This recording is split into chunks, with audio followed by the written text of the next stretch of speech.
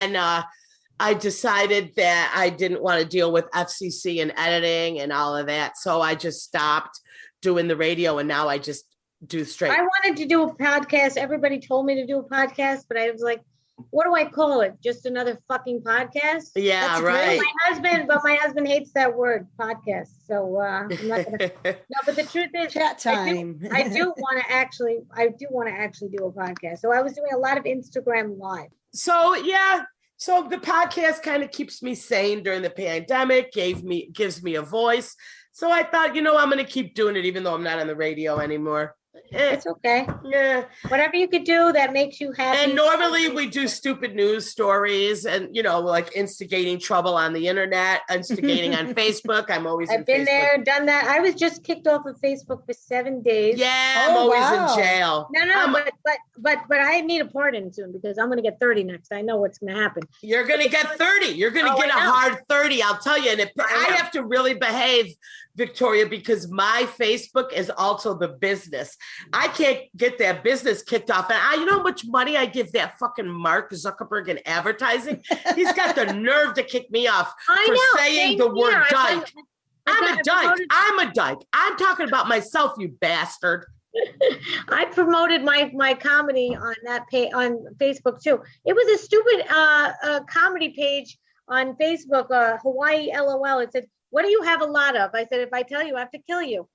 7 days. Oh, no, that's just afraid. It was the algorithms. It wasn't even worth it. I was like, I let it be worth it. It wasn't fun. You got to watch everything you say now because you know what I mean? They tag you by your words regardless. In Florida, they just came out with a law that you could sue Facebook or social media $100,000 if they censor you. It just came out, that law. Wow. Yeah, I mean, they're getting a little crazy with the algorithm. I might have to move to Florida just for that alone. Just, go there for the summers, right? No, the winters. You could be a snow bunny, right? I'm surprised you don't have a place in Florida. I know. I might have a place in Florida. Because that's also where I see a lot of good Jews is when I'm in South Florida. Oh yeah, they're all there. We're a target there. Yeah, no, but you know what? I just remember, I think it's safe. I think it's safer there now. I think. Well, is very safe with that. But stuff. Also, you got to remember, a lot of South Florida is people from New York. Yeah, I know that. So there's a huge Italian community from Rochester that's always in Florida all winter. They all know each other. Last time I was down there, when I go with my mother during the winter, we go to a picnic at a condo with all the Rochester people. I said, Mika, there's 100 of us. All the Kumatis are down here. Mm-hmm. I'm seeing people at the Florida picnic that I ain't seen in Rochester for 30 years. I was like, what the hell? I got to come to Florida to see my old neighbor. Yeah, exactly. So funny. My mother lives she lived in Switzerland with her husband. My father died. She remarried. She lives in Israel now. And now she's moving to London. But her friends, when they come to New York, they're like, let's see each other. She's like, she wants to see her family too. You know what I mean? Like she just got Wait, your mother lives in Israel? I know. Wait a minute. That's so scary right now. I know. And she came on Mother's Day, the day before that whole war thing happened. But then she went back because her husband didn't come. So she went back to him. Wow. So is your mother there now? Do you have a lot of family there? No, just my mother is my father's cousins live there. But my mother is the one I care about the most right now. Of course. But yeah, she's coming back here in a couple of weeks with her husband. She stays for the summer in South Jersey. It's another it's whole different. Yeah, it's totally different. It's 9,000 comics. What makes anyone special? So what people don't realize is leave the ego at the door, because let me tell you something, high school ain't college, and college ain't real life. So do you think just being funny isn't enough?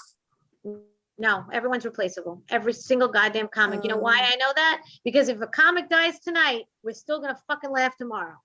Yeah. We have people that used to, headline and here in San Francisco and the Punchline, and they were like adored in San Francisco, and they were like the big person, and then they ended up moving to New York City, and it's like they have to come all the way down. Oh yeah, I was very popular in high school, but then when I went to college, I was a nobody. I'm a nobody. Start over.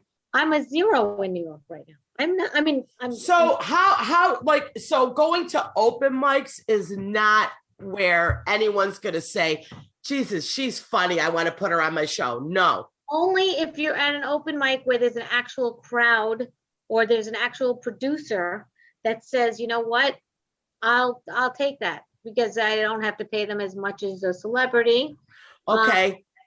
You know, they'll give you a guest spot if they find you funny. Okay. You know what I mean? And if they have room on the show, the people that have the most clout on my show right now are the people that bring people. Of course, I'm going to put them on first.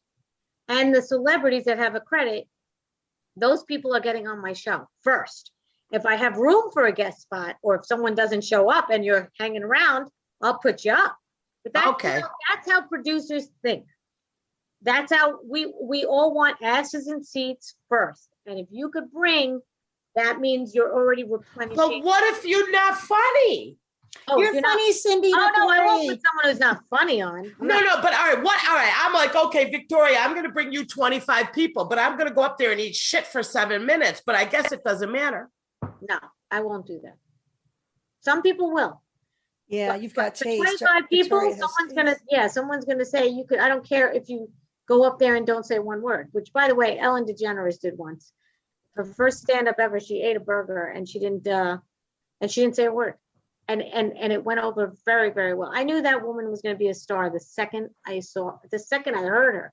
Smart comedy. She's very smart. Yeah, I didn't like her last special because she's a totally different person than when she first started. Yeah. Her special also sounded like someone else was writing for her. It was very weird. It was scripted, like it felt like that. But like Louis C.K., the second he put on a suit, I'm like, that's not you. Yeah. Louis C.K. was also he's got a lot of problems. So goddamn funny though. But Louis C.K., like I like him rolling out of his bed with his T-shirt. That's the Louis C.K. I want to see because that's the one that he's proven to be. You know what I mean? Like I don't want to see you all dressed up in a suit now. Now you're not funny to me. Now, second he put on a suit, he didn't get funny. Did he do that after the sexual harassment? No, it was right before. Right before. Okay. Thank you guys so much. I appreciate you, and thank you for making me feel good with the compliments. That was really nice. I don't get I'm gonna message you about when I'm coming. I'm gonna come do your mic, and I'm gonna judge what this pretty woman's gonna say. You better come. You better bring something. You better make me feel some sadness about you. You better self-deprecate. I promise you, when you read my book, you're gonna feel sorry for me. But I will. I will also. I'll send you a video of. All righty, you, Victoria.